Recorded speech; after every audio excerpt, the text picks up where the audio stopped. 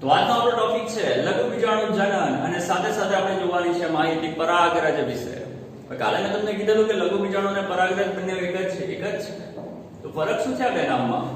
લઘુ બીજાણુ આપણે તેને ત્યારે કહેતા હોઈએ છીએ જ્યારે તે લઘુ બીજાણુ ધાનીની અંદર કોષોના સમૂહમાં હોય ત્યારે આપણે તે દરેક કોષોને લઘુ બીજાણુ કહીશું.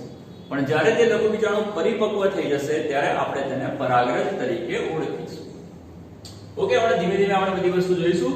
સૌથી પહેલા જે આપણો ટોપિક છે આજનો આ લેક્ચરનો તે છે લઘુ બીજાણુ જનન. હેડિંગ મારી દઈશું લઘુ બીજાણુ જનન. ઓકે, લઘુ બીજાણુ જનનમાં શું થાય બહુ ધ્યાનથી સાંભળજો. જ્યારે પણ આપણે લઘુ બીજાણુ ધાની યાદ કરો, કાલે મેં તમને કીધું લઘુ બીજાણુ ધાની વિશેની માહિતી આપેલી. તો જ્યારે પણ લઘુ બીજાણુ ધાની એવું કહેવાય છે, પહેલી વસ્તુ મને સાઈડ ઉપર મૂકો, એવું કહેવાય છે કે જ્યારે પરાગાશય જ્યારે તમારું પરાગાશય તરુણ બને, શું બને? તરુણ બને. જ્યારે પરાગાશય તરુણ બને ત્યારે એ પરાગાશયની અંદર સમજાત કોષોનો સમૂહ સર્જાય છે. જ્યારે પણ તમારું પરાગાશય તરુણ બને ત્યારે તેની અંદર સમજાત કોષોનો સમૂહ સર્જાય છે અને એ સમજાત કોષોનો જે સમૂહ છે એ સમૂહને આપણે નામ આપીશું બીજાણુ જનક પેશી. ઓકે,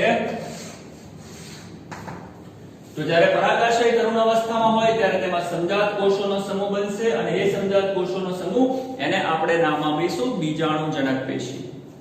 બીજાણુ જનક પેશીમાં કોણ હોય તો કે સમજાત કોષ. કોણ હોય તો કે સમજાત કોષ. અને એક વસ્તુ ખાસ યાદ રાખજો, હું આને પણ પૂછી નાખીશ. એક વસ્તુ ખાસ યાદ રાખજો, આ જે સમજાત કોષો જે છે, જે સમજાત કોષોનો જે સમૂહ છે એને આપણે કીધી બીજાણુ જનક પેશી. એ બીજાણુ જનક પેશીના જે સમજાત કોષ છે એ સમજાત કોષ આગળ જઈને, ક્યાં જઈને? આગળ જઈને જેમ જેમ સમય પસાર થશે તેમ તેમ તે લોકો એક્ટિવ થશે, તે લોકો વૃદ્ધિ અને વિકાસ પામશે અને જ્યારે તે લોકો સક્ષમ થઈ જશે ત્યારે એ સમજાત કોષ અર્ધીકરણમાંથી પસાર થશે. અર્ધીકરણ, શેમાંથી? અર્ધીકરણ. અને જ્યારે એ સમજાત કોષ અર્ધીકરણમાંથી પસાર થશે તો 4 કોષોનો બનેલો એક સમૂહ પેદા કરશે. શું પેદા કરશે? 4 કોષોનો બનેલો એક સમૂહ. અને 4 કોષોનો બનેલો આ જે સમૂહ એને આપણે નામ આપીશું લઘુ બીજાણુ ચતુષ્ક. આને આપણે નામ આપીશું લઘુ બીજાણુ ચતુષ્ક. લઘુ બીજાણુ ચતુષ્ક. ચતુષ્ક એટલે કે 4 અને 4 કોણ? તો કે લઘુ બીજાણુ. આ જેટલા પણ તમે અંદર ચારે ચાર ને જોઈ રહ્યા છો ને એ દરેક જણને તમે બોલી શકો લઘુ બીજાણુ.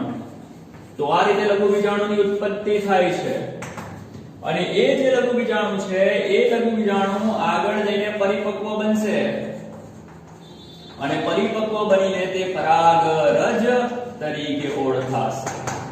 આ બધી ક્રિયા ક્યાં થઈ રહી છે? પરાગાશય. પરાગાશયની અંદર પણ ક્યાં થઈ રહી છે? કાલે આપણે ભણી ગયા લઘુ બીજાણુ ધાનીમાં. તો પરાગાશયની લઘુ બીજાણુ ધાનીમાં આ બધી ક્રિયાઓ થતી હોય છે. ફરીથી ધ્યાનથી જોઈ લેજો.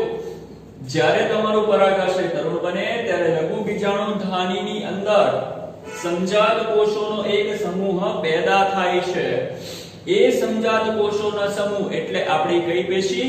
બીજાણુ જનક પેશી. બીજાણુ જનક પેશીના જે સમજાત કોષ છે એ પોતાનું અર્ધીકરણ કરશે. અર્ધીકરણ થશે જેનાથી લઘુ બીજાણુ ચતુષ્ક બનશે. એ લઘુ બીજાણુ ચતુષ્કના દરેક કોષ લઘુ બીજાણુ તરીકે ઓળખાય છે, જે આગળ જઈને પરિપક્વ થશે અને પરાગરજ બની જશે. ટૂંકમાં લઘુ બીજાણુ એની ઉત્પત્તિ કરવા માટે જવાબદાર કોણ છે? સમજાત કોષ. સમજાત કોષ એ કોની પાસે છે? તો કે બીજાણુ જનક પેશી પાસે. તો બીજાણુ જનક પેશી પાસેના આ જે સમજાત કોષ છે તેને આપણે લઘુ બીજાણુ માતૃકોષ તરીકે ઓળખી શકીએ. શેના તરીકે ઓળખી શકીએ? લઘુ બીજાણુ માતૃકોષ તરીકે. અથવા તો તેને જ આપણે માતૃકોષ પણ કહી શકીએ. ઘણી વખત લઘુ બીજાણુ ચતુષ્ક એની માટે શબ્દ વાપરાય છે પરાગ ચતુષ્ક. તો તમે એને પરાગ ચતુષ્ક પણ કહી શકો. તો સમજાત કોષ એને લઘુ બીજાણુ માતૃકોષ પણ કહેવાય, પરાગ માતૃકોષ પણ કહેવાય, કારણ કે તેમાંથી જ લઘુ બીજાણુ પેદા થાય છે. અને આ જે ચતુષ્ક છે તેને પરાગ ચતુષ્ક પણ કહેવાય. અને એ જે કોષ છે તે લઘુ બીજાણુથી આગળ જઈને પરિપક્વ થશે અને પરાગરજ બનશે. જ્યારે એવું લાગશે પરાગાશયને કે હવે પરાગરજ પરિપક્વ થઈ ગઈ છે, તો જેવું એને ખબર પડશે કે પરાગરજ પરિપક્વ અને તૈયાર થઈ ગઈ છે, એટલે તમારું આ જે પરાગાશય છે તે સુકાવા લાગશે, શુષ્ક બનશે. અને જેવું પરાગાશય શુષ્ક બનશે એટલે થશે શું? જો પરાગાશય તમારું સૂકું બન્યું, જો પરાગાશય તમારું સૂકું બનશે, શુષ્ક બનશે, જો પરાગાશય તમારું શુષ્ક બનશે, તો ધીમે ધીમે તેની જે બાહ્ય સપાટી છે ત્યાં તિરાડો પડશે. યાદ કરો કાલે લઘુ બીજાણુ થાની એની જે રચના ભણાવતો હતો તો તેની અંદર મેં તમને વાત કરેલી. શું વાત કરેલી? લઘુ બીજાણુ થાનીના 4 સ્તર, એમાંનું જે સૌથી અંદરનું સ્તર પોષક સ્તર, પછી મધ્ય સ્તર, પછી સ્ફોટી સ્તર આવતું હતું અને સૌથી બહારથી સ્તર આવતું હતું. તો એ જ વાત અહીંયા કરવાની છે કે જ્યારે પણ પરાગરજ તૈયાર થઈ ગઈ એટલે પરાગાશય એની જે લઘુ બીજાણુ થાની છે એના જે બહારના સ્તરો છે તે ફાટવા લાગશે, એમાં તિરાડો પડશે. અને જ્યારે તે ફાટશે તો બધી પરાગરજ મુક્ત થશે અને ફેલાઈ જશે. અને પરાગરજ એકવાર મુક્ત થઈ ગઈ ત્યારબાદ તેનો ફેલાવો પણ કરવો પડે ને. એને કરવા માટે, ફેલાવો કરવા માટે આપણે જુદા જુદા પરિબળો ભણવાના છે, જેને આપણે પરાગનયન કહીશું. ઓકે, એની ચર્ચા આપણે જો એક સ્ટેપ પછી કરવાની છે. ટૂંકમાં એટલી વસ્તુ તો ખબર પડી ગઈ ને કે પરાગરજ કેવી રીતે ઉત્પન્ન થાય. તો આ જે ટોપિક તમે અહીંયા જોઈ રહ્યા છો એમાં મેં તમને પરાગરજ કેવી રીતે ઉત્પન્ન થાય તેના વિશેની માહિતી આપી, જેને આપણે લઘુ બીજાણુ જનન કહીએ છીએ. લઘુ બીજાણુ એટલે કે પરાગરજ, જનન એટલે કે ઉત્પત્તિ. તો આપણે આ જે ટોપિક જોયો તે લઘુ બીજાણુ જનન છે અથવા તો પરાગરજની ઉત્પત્તિ છે. એકવાર આને ચેક કરી લો ફટાફટ, પછી પરાગરજ વિશે માહિતી આપું. ઓકે, તો હવે નેક્સ્ટ જે પોઈન્ટ છે તેની અંદર આપણે ચર્ચા કરીશું પરાગરજ વિશેની. મેં તમને કીધું તે રીતે. તો પહેલો મુદ્દો આપણે પરાગરજ વિશે યાદ રાખવાનો છે તે છે પરાગરજ નર જન્યુજનક અવસ્થાને પ્રેઝન્ટ કરે છે. કોને પ્રેઝન્ટ કરે છે? નર જન્યુજનક અવસ્થાને પ્રેઝન્ટ કરે છે. બીજી વસ્તુ, જ્યારે પણ તમારું પરાગાશય પરિપક્વ થાય ત્યારે તે ફાટે છે. ફાટે તો કોને મુક્ત કરે છે? પરાગરજને મુક્ત કરે છે. મુક્ત થતી પરાગરજ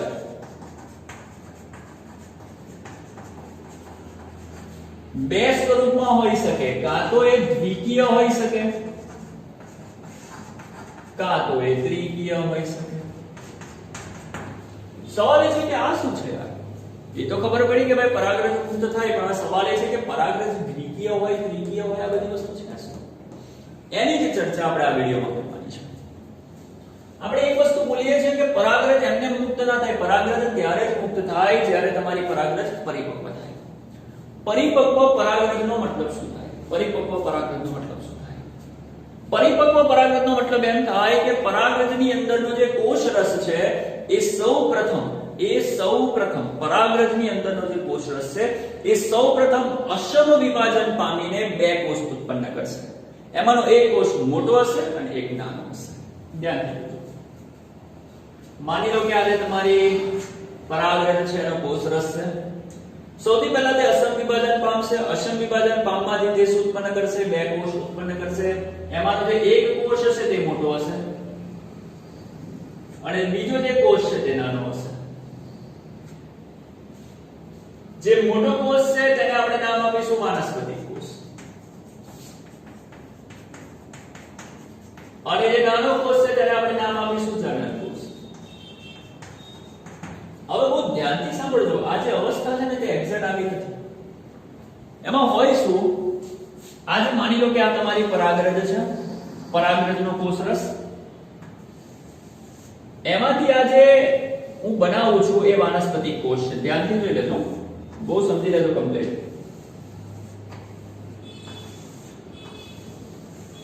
આ વાનસ્પતિક કોષ છે અને વાનસ્પતિક કોષનું આ કોષ કેન્દ્ર છે.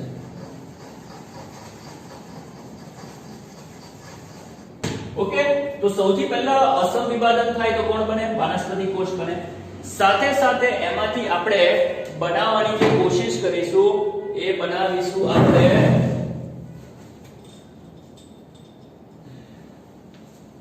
ઓકે, સાથે સાથે આપણે બનાવવાનો છે કોણ? તો કે જનન કોષ. તો જનન કોષ ધ્યાનથી સાંભળજો. જનન કોષ અહીંયા બનશે.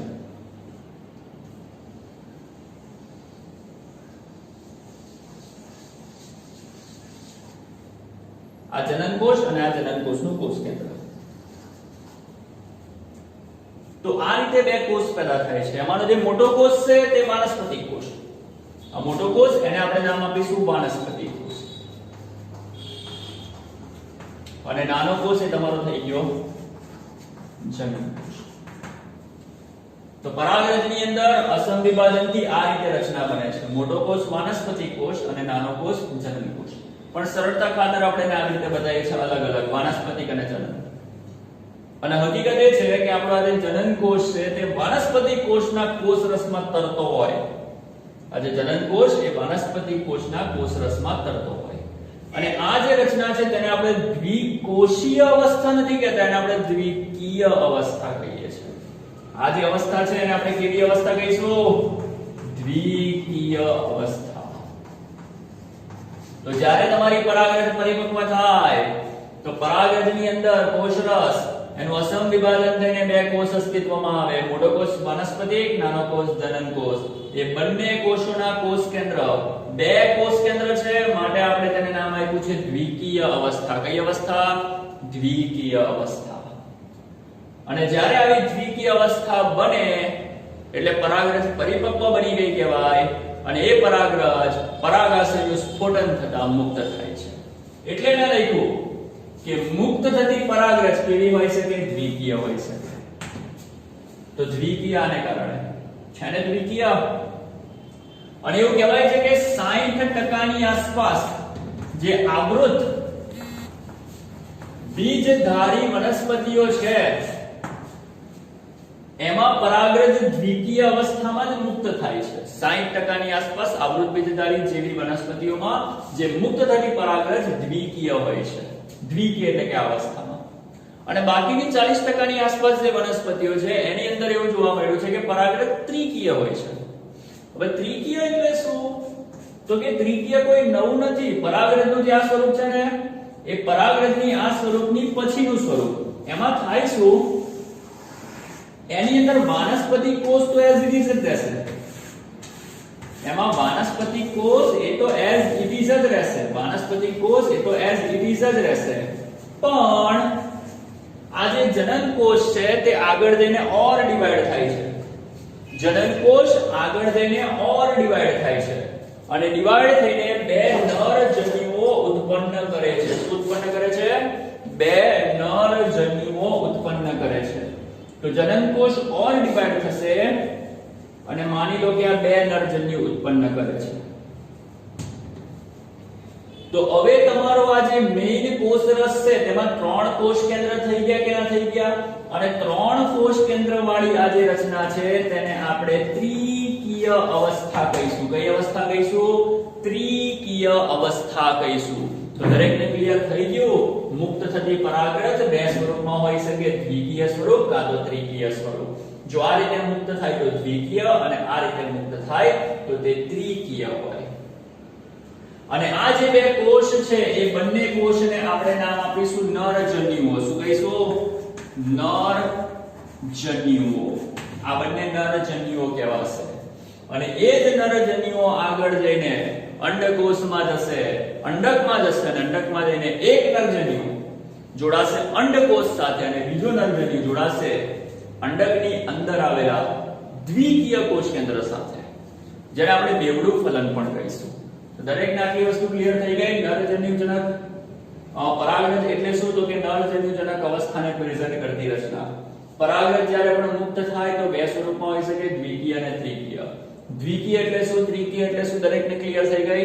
પરાગરજ જ્યારે પણ પરિપક્વ બને ત્યારે એનો જે કોષરસ છે તે અસમ વિભાજનને પ્રાપ્ત કરે છે. અસમ વિભાજન થતા તેમાંથી એક મોટો કોષ વાનસ્પતિક, બીજો કોષ જનન કોષ. બે કોષોની આ જે અવસ્થા છે તેને દ્વિકીય અવસ્થા આપણે કહીશું. અને ઘણી 60% આસપાસ ટૂંકમાં ઘણી બધી વનસ્પતિ એવી છે કે જેની અંદર પરાગરજ જ્યારે મુક્ત થાય ત્યારે આપણે દ્વિકીય સ્વરૂપમાં હોય. એના સિવાયની જે વનસ્પતિઓ છે એની અંદર એવું જોવા મળ્યું છે કે પરાગરજ ત્રિકીય હોય. ત્રિકીય કેમ પેદા થાય? તો કે વનસ્પતિ કોષ તો એઝ ઇટ ઇઝ જ રહેશે, પણ આ જે જનન કોષ છે તેનું ડિવાઇડેશન થઈને બે નરજન્યુઓ બનશે. ટૂંકમાં 3 કોષ કેન્દ્રવાળી અવસ્થા એટલે ત્રિકીય અવસ્થા કહેવાય કે ના કહેવાય? તો બાકીની જે 40% ની આસપાસ વનસ્પતિ જે રહી ગઈ તેની અંદર પરાગરજ કયા અવસ્થામાં મુક્ત થાય છે? ત્રિકીય. એકવાર આને નોટ કરો તો કરી લો. આ તમારી પરાગરજ વિશેની માહિતી હતી, ચેક કરી લો.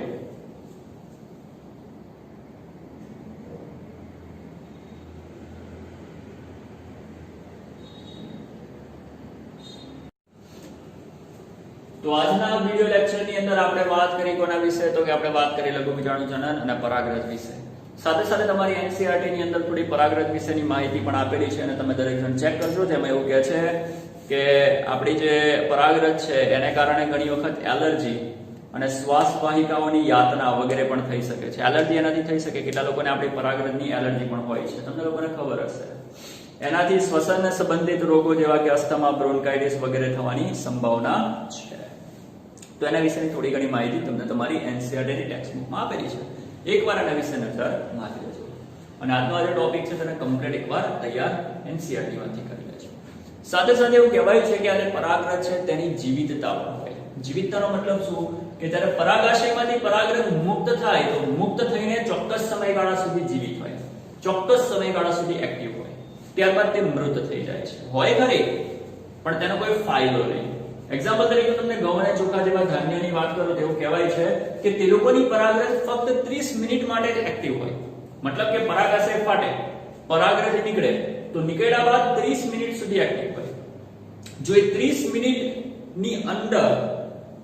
મિનિટની અંદર જો એ પરાગરજ કોઈ અન્ય પુષ્પ પર જતી રહે અને સ્ત્રી કેસર પર બેસી જાય અને ફલન થવાની શરૂઆત થઈ જાય તો બરાબર છે, તો ફલન થશે, તો આગળ પ્રક્રિયાઓ થશે. પણ જો 30 મિનિટ સુધી તમારી એ પરાગરજ એને અન્ય પુષ્પ પર બેસવાનો મોકો જ ના મળે અને 30 મિનિટ પછી જો તમે એને અન્ય પુષ્પ પર બેસાડશો તો તેનો કોઈ ફાયદો નથી. કારણ કે હવે 30 મિનિટ બાદ તે કેવી થઈ ગઈ છે? ઇનએક્ટિવ થઈ ગઈ છે. મતલબ કે હવે તે કોઈ કામની રહી નથી. તો દરેક પરાગરજને પોતપોતાની જીવિતતા હોય છે. કેટલાક કુળ છે જેમ કે સોલેનેસી કુળની વાત કરો તો એની અંદર પરાગરજ કેટલાક મહિનાઓ સુધી પણ જીવિત રહે છે. એટલે જરૂરી નથી કે દરેક પરાગરજને 30 મિનિટની અવધિ હોય. જુદી જુદી પરાગરજ, જુદી જુદી વનસ્પતિઓ છે તેની પરાગરજની અવધિઓ જુદી જુદી હોય છે. NCERT ની અંદર એવું બોલવામાં આવે છે કે જે સોલેનેસી કુળ છે, ત્યારબાદ રોઝેસી કુળ અને લેગ્યુમિનેસી કુળ, એની અંદર જે પરાગરજ છે તેની જીવિતતા કેટલાક મહિનાઓ સુધી રહેતી હોય છે. તો આને કહેવાય પરાગરજની જીવિતતા. ક્લિયર? સિમ્પલ છે એકદમ, યાદ રાખવાનું છે અમુક વસ્તુ. સાથે સાથે બીજી એક વસ્તુ તમને NCERT માં આપેલી છે, પરાગરજની નિપજો. પરાગરજ પોષક તત્વોથી સમૃદ્ધ હોય છે, યાદ રાખજો. અને હાલના વર્ષોમાં પરાગરજની જે ગોળીઓ છે તેને ટેબ્લેટ્સ તરીકે પૂરક આહારમાં ઉપયોગમાં લેવાય છે. ખાસ કરીને આપણા પશ્ચિમી દેશોમાં મોટા પ્રમાણમાં પરાગરજની પેદાશો અને ગોળીઓ સિરપ સ્વરૂપે બજારમાં વેચાતી હોય છે પશ્ચિમી દેશોમાં. અને પરાગરજનો વપરાશ કરવાથી રમતવીરો અને રેસમાં ભાગ લેનાર ઘોડાઓના દેખાવમાં શું થાય છે? તો કે વધારો થાય છે. તો આટલા મુદ્દાઓને તમારે યાદ રાખવાના છે. બીજી એક માહિતી NCERT માં બહુ મસ્ત આપેલી છે, તે છે મોટી સંખ્યાની જાતિઓની પરાગરજને પ્રવાહી નાઇટ્રોજનમાં -196 ડિગ્રી સેલ્સિયસ પર સંગ્રહિત પણ કરાય છે. -196 ડિગ્રી સેલ્સિયસ પર પ્રવાહી નાઇટ્રોજનમાં મોટા ભાગના જે વનસ્પતિઓ છે તેની પરાગરજને આપણે સંગ્રહિત કરતા હોઈએ છીએ. અને આ પરાગરજનો ઉપયોગ આપણે ભવિષ્યમાં કરી શકીએ છીએ. એને આપણે પરાગનિધિ કહેવાય. જો એક વસ્તુ યાદ રાખજો, ભવિષ્યમાં કોઈ વસ્તુનો ઉપયોગ કરવા માટે આપણે જ્યારે પણ તેને સંગ્રહ કરીશું તો તેની માટે જનરલી આપણે નિધિ શબ્દ એડ કરતા હોઈએ છીએ. જેમ કે ભવિષ્યમાં બીજનો ઉપયોગ કરવાનો છે અને આજે આપણે બીજનો સંગ્રહ કરીએ છીએ, બીજનો સંગ્રહ કરીશું તો બીજ નિધિ. એવી જ રીતે આપણે કોનો સંગ્રહ કરીએ છીએ? અહીંયા પરાગરજનો, તેને આપણે પરાગનિધિ કહીશું. જનીનોનો સંગ્રહ કરો તો તેને જનીન નિધિ પણ કહી શકાય. તો આટલી વસ્તુ ટૂંકમાં દરેકને ક્લિયર છે. પરાગરજ શું છે? પરાગરજ કોનામાંથી ઉત્પન્ન છે? તો કે પરાગાશય. પરાગાશય એ કોનો હિસ્સો છે? તો કે પુંકેસરનો. તો આજે આપણે પુંકેસર શું છે, ટૂંકમાં અહીંયા સુધીના જે લેક્ચર છે એની અંદર આપણે પુંકેસરની માહિતી આખી ક્લિયર કરી. 2 લેક્ચર આપણા થયા, જેમાં મેં પુંકેસર, લઘુ બીજાણુજનન, પરાગરજ એના વિશેની જે માહિતી છે એ આપી. તો એકવાર દરેક જણ આટલા ટોપિકને તૈયાર કરી લેજો. જે પણ એ નોટ કરવું છે તો વિડીયોને પોઝ કરો, પાછળ રિવર્સ કરો અને એકવાર કમ્પ્લીટ જોઈ લો. Okay, thank you.